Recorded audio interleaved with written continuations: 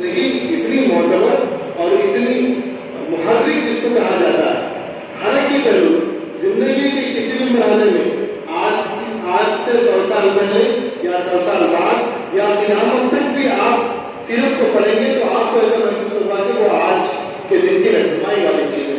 اس کو کہتے ہیں ہر ایک پہلو، ہر دور میں کام آنے والی چیز. تو ہر دور میں نبی کریم صلی اللہ علیہ وسلم کی زندگی کا ہر پہلو کام آتا ہے، لیکن اس کو مخصوص کر کے ساری چیزوں پہ ہم بات نہیں کر سکتے. ہم صرف یہاں پر نبی صلی اللہ علیہ وسلم کی کاروباری زندگی کے بارے میں ہم لوگ بات کریں. ٹھیک، نبی کریم صلی اللہ علیہ وسلم جب پیدا ہوئے آپ بہت یتیم تھے، یسیر تھے، یہ باتیں ہم جانتے ہیں. نبی کریم صلی اللہ علیہ وسلم جس وقت 6-7 سال کے ہوئے اس وقت سے انہوں نے کاروبار شروع کیا. حدیث کی کتابوں میں یہ بات ملتی ہے کہ نبی کریم صلی اللہ علیہ وسلم جس وقت 7 سال کی عمر کے تھے تو وہ اپنے چاچا ابو طالب کی دکان پر بیٹھا کرتے. جتنا وقت وہ کھانے کے لیے اور آرام کے لیے ابو طالب کو کھانا کھانے اور آرام کرنے کے لیے وہ جاتے تھے تو نبی کریم صلی اللہ علیہ وسلم ان کی دکان پر بیٹھا کرتے تھے. ان کی کپڑوں کی دکان، ابو طالب کی وہاں پر کپڑوں کی دکان تھی مکے شہر میں. تو 7-8 سال کی عمر سے ایک بچہ ایک دکان چلانے لگ گیا تھا، وہاں بیٹھنے لگ گیا تھا. نبی کریم صلی اللہ علیہ وسلم کے یہ اس میں دلچسپی بھی تھی اور بھی ایک نیا آئیڈیا نبی کریم صلی اللہ علیہ وسلم نے ایجاد کیا. وہ آئیڈیا کیا تھا؟ عموماً یہ ہوتا تھا کہ ہر آدمی، آج بھی ہم دیکھتے ہیں کہ جس کے پاس جو بھی جانور ہوتا ہے وہ جانور چلاتا ہے، گائے ہو بکری ہو. اس وقت وہ زمانے میں صرف اسی چیز کا کاروبار تھا تو ہر آدمی اپنی بکری چلاتا تھا. لیکن نبی کریم صلی اللہ علیہ وسلم نے ایک نیا آئیڈیا، ہر گھر سے اس کی بکریاں لیتے تھے اور سارے بکریوں کو جمع کرتے تھے اور وہ سارے بکریوں کو چلانے کے لیے نکلتے. مشکات شریف میں اس بات کی وضاحت کی گئی ہے کہ ہر نبی نے بکری چلائی اور نبی کریم صلی اللہ علیہ وسلم کی 10 سال کی عمر میں یہ نئے طریقے سے جو بکری چلانے کا آئیڈیا نبی کریم صلی اللہ علیہ وسلم نے دنیا کو دیا، اس سے پہلے کسی کے پاس نہیں تھا. وہ آئیڈیا یہ تھا کہ جب ایک بار اب شعیب صاحب کے 2 بکری ہے، سلیم صاحب کے 2 بکری ہے، عمران صاحب کے 4 بکری ہے، اسماعیل صاحب کے 8 بکری ہے، یہ سارے بکریوں کو انہوں نے جمع کرتے ہیں. کسی کے پاس اگر جانور وغیرہ اگر پالنے کی سہولت ہوگی، بکری چلانے کے لیے باہر ہے، وہاں پر بکری گھاس کھا لیتی ہے، دوسرے دن وہاں گھاس ختم ہوگی، دوسرے دن پھر دوسری طرف جانا ہوتا ہے. تو نبی کریم صلی اللہ علیہ وسلم کا یہ اندازہ اتنا پرفیکٹ تھا کہ وہ روزانہ ایک نئی جگہ مکہ شہر کے اطراف کے ایسے مقامات کو روزانہ آپ بکریوں کو لے جاتے تھے کہ کبھی بکری بھوکی نہیں رہتی. صاحب کی بکری ہے، اس کی خصوصیات سے وہ بکریوں کو لے جاتے تھے. اور نبی کریم صلی اللہ علیہ وسلم کا طریقہ یہ تھا کہ انہوں نے یہ بھی بتایا کہ جب ریوڑ کو لے جایا جاتا تھا تو نبی کریم صلی اللہ علیہ وسلم آگے چلتے تھے اور راستہ بتاتا ہے اور کام ہونے کے بعد اپنے ٹیم کے پیچھے رہتا ہے. یہ آئیڈیا نبی کریم صلی اللہ علیہ وسلم کی زندگی سے انہوں نے عکس کیا تھا. آپ ایک بہترین تاجر بن گئے. آج کے بارے میں آپ سمجھیے کہ آپ ایک دم ایک مینیجر بن گئے. آپ ایک ٹیم بنائے، ایک ٹیم بنا کر وہ لوگوں کو کاروبار میں لے جاتے ہیں. اس زمانے میں کسی کے پاس گرمی کے کپڑے، کسی کے پاس چادر ہے، کسی کے پاس پلاسٹک کا سامان ہے، کسی کے پاس کانچ کا سامان ہے، کسی کے پاس مٹی کا سامان ہے. تو ہر آدمی اپنا کاروباری سامان لیتا تھا اور سب مل کر شہر سے نکلتے تھے اور دوسرے ممالک کی طرف وہ دورہ کرتے تھے، پھر وہاں پر بیچ کر اپنا سامان پھر واپس آتے تھے. نبی کریم صلی اللہ علیہ وسلم 16 سال کی عمر میں یہ اس لشکر کے سپہ سالار، ایک معنی میں یہ انڈسٹری کے مینیجر تھے. نبی کریم صلی اللہ علیہ وسلم ان سارے لوگوں کو جمع کرتے تھے جن کے پاس کاروباری سامان. آپ صلی اللہ علیہ وسلم دیکھتے تھے کس کے پاس کون سا سامان تھے.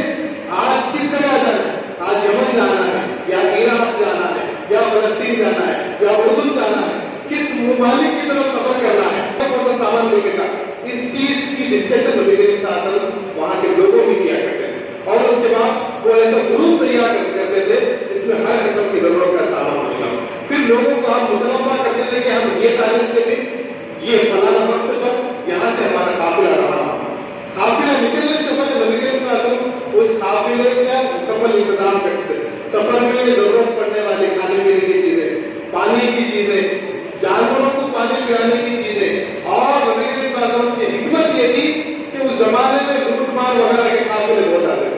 तो नबी करीम सल्लल्लाहु अलैहि वसल्लम ऊंट के कजावे में कुछ अशरफियां छुपा के रखते थे। कजावा जो होता है, जो इंसान ऊंट पर बैठता है, उस सीट के नीचे वाला जो रेक्सिन वाला हिस्सा होता है, उसको कजावा कहते हैं। तो नबी करीम सल्लल्लाहु अलैहि वसल्लम सिर्फ नबी सल्लल्लाहु अलैहि वसल्लम को मालूम होता था कि कौन से ऊंट के कौन से कजावे में कितनी रकम रखी हुई। वो सिर्फ आप नबी करीम सल्लल्लाहु अलैहि वसल्लम खुद वो जाकर ऊंट के उस हिस्से में कुछ पैसे छुपा के रखते थे कि किसी बुरे वक्त पर वो पैसे का इस्तेमाल किया जाए। अलग अलग किस्म के लोग हैं, आप जानते हैं वो ज़माने जाहिलियत के जो लोग थे, वो लोग खानदानी लोग थे। एक मतलब किसी खानदान में झगड़ा होता तो सालों साल वो खानदान में झगड़ा हो जाता। अब खान खानदान वाले की सैयद खानदान से लड़ाई है तो कभी जिंदगी में खान और सैयद जगह जमा नहीं होती। खानदान के हिसाब से, उनके मिजाज के हिसाब से उनके छोटे ग्रुप बना। दो आदमी एक कबीले के हैं तो उनका एक ग्रुप बना, एक तीसरा आदमी जो दूसरे कबीले का है तो उससे अलग रखते थे। नबी करीम सल्लल्लाहु अलैहि वसल्लम का एक पैटर्न ये था कि कारोबार का हमारा जो सफर है, इस सफर में कोई झगड़ा ना हो, क्योंकि वो बदली कौम थे, वो तालीम याफ्ता नहीं थे, वो पढ़े लिखे नहीं थे, वो गांव के लोग थे। तो उस वक्त वो हर छोटी छोटी बात पर झगड़ा करते कि वो एक कबीले वाले को दूसरे काबिले में नहीं होते, एक काबिले में रहने के बावजूद भी वो खानदान वाला दूसरे खानदान से नहीं मिलता था, या कम से कम ये कि इसकी दोनों की दोस्ती करा देते, उसकी दोनों की दोस्ती करा देते। जो भी काम होता उन दोनों को मैनेज करते, खाने की चीजें होती, आराम की जगह होती, सोने का होता, उठने का होता, धूप का सफर आता, सर्दी का मौका आता, गर्मी का मौका आता, जैसा भी मौका आता, तो वो लोग अपने अपने आपस के लोगों में अल्लाह के रसूल सल्लल्लाहु अलैहि वसल्लम एक दूसरे को मिला के रखते और जिससे झगड़ा होने वाला उसको उससे अलग रखते। तो ये नबी करीम सल्लल्लाहु अलैहि वसल्लम उस वक्त की हिकमत अमली थी जो आप लश्कर को ले जाते। की दुकान होनी चाहिए, जो हिकमत अमली नबी करीम सल्लल्लाहु अलैहि वसल्म की ये थी कि वो उन निजाम के हिसाब से मार्केट कैसे होनी चाहिए, एक दुकान से दूसरी दुकान में कितना गैप होना चाहिए, एक ग्राहक अगर सामान खरीदने आया तो अपोजिट में कितनी दूर उसकी दुकान होनी चाहिए। ये तमाम तरीके का सिस्टम नबी करीम सल्लल्लाहु अलैहि वसल्लम अपने काबिले वालों को समझाते और उनको बताकर वहां पर मार्केट बनाकर वहां पर लोगों का पड़ाव पड़ता था और उनको बताया जाता था कि किस आदमी से कैसी बात करनी है, कैसे खरीद फरोख्त करना है, बार्गेनिंग कैसी करनी चाहिए, रेट को कैसे समझाना चाहिए, खरीदते वक्त रेट कितना कम करना चाहिए, बेचते वक्त रेट को किस तरह से कम नहीं होने देना चाहिए। ये सारी चीजें नबी करीम सल्लल्लाहु अलैहि वसल्लम अपनी टीम को बताते हैं। परचेसिंग का जो उनके पास अमाउंट लिखा हुआ है उससे ज्यादा अमाउंट है फूड एंड ट्रैवलिंग का। तो एक बेवकूफी और एक नादानी कारोबारी लोग करते हैं कि टैक्सेस में, ट्रैवलिंग में, फूड वगैरह में ज्यादा खर्चा करते थे। नबी करीम सल्लल्लाहु अलैहि वसल्लम के जमाने में नबी करीम सल्लल्लाहु अलैहि वसल्लम का सिस्टम ऐसा था कि जिस गांव में जहां रहते थे वहां के गांव से पानी लेते थे, वहां के कुएं से पानी हासिल करते थे, वहां खाने पीने की जरूरत पूरी करते थे। और की मीठी जुबान ऐसी थी कि कुछ लोग खुद ही सर्विस टैक्स माफ कर देते थे।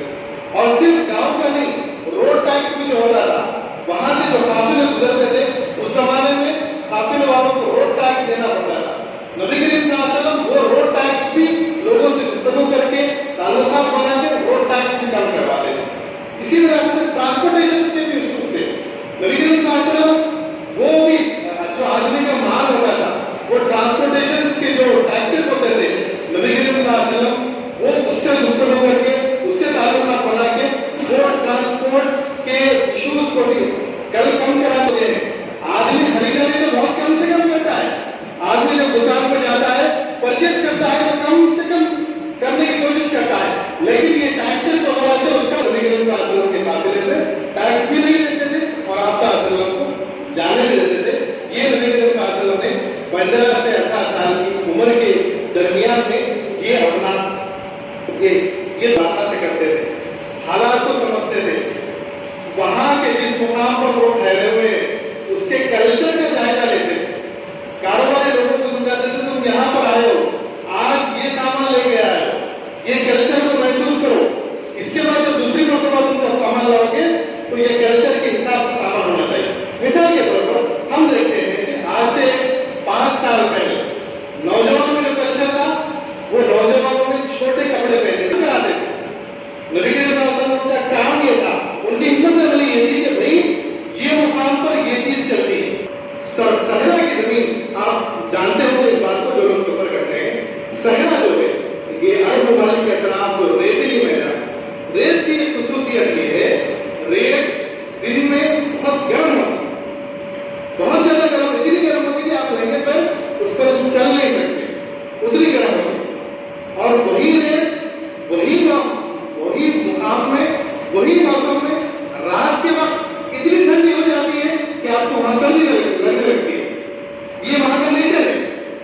आप लोग कोई अगर इसमें से जाके आए तो उस बात को समझ सकता है। किस आइटम की सप्लाई करने, ये सारी चीजें रात को डिस्कशन होती है नबी करीम सल्लल्लाहु अलैहि वसल्लम के साथ मीटिंग में, और उस बात आप सल्लल्लाहु के दिए हुए मशवरे पर अमल करो।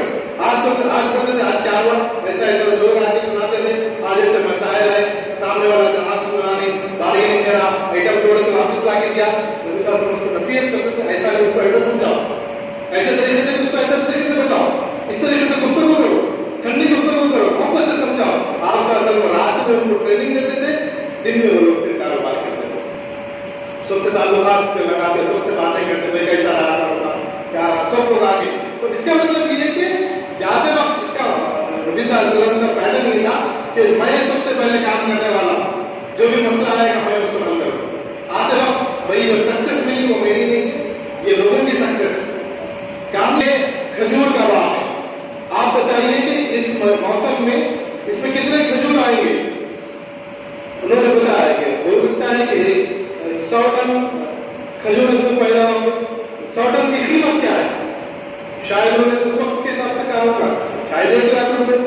नबी के साथ में फरमाया कि मैं तुमको अभी 1 लाख रुपए दे देता हूँ, ये 100 टन खजूर मेरे होने वाले, ठीक है, ये यहाँ पर कारोबार करता है।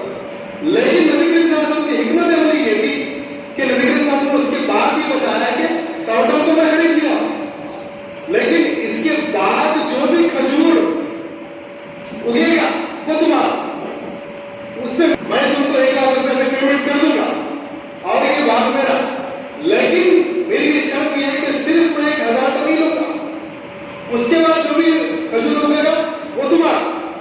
बात हो गई, डील खत्म हो गई, नबी के साथ पेमेंट कर दिया, वो गए जिन को उनके वालिद साहब का कर्जा था, कर्जा दे दिए, पेमेंट से सुकून, फिर ठंडा हो गया उनका।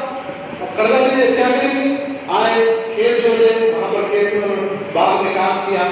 नबी के साथ में वहां ठहरकर दुआ मांगी, अल्लाह मियां इससे कारोबार करते, वो दुआ का नतीजा और नबी के वसल्लम के दिल के खुलूस और नबी के वसल्लम की जो नीयत पाक थी, जो नीयत साफ थी, उसका रिजल्ट ये हुआ कि दुगना खजूर वहां हो गया।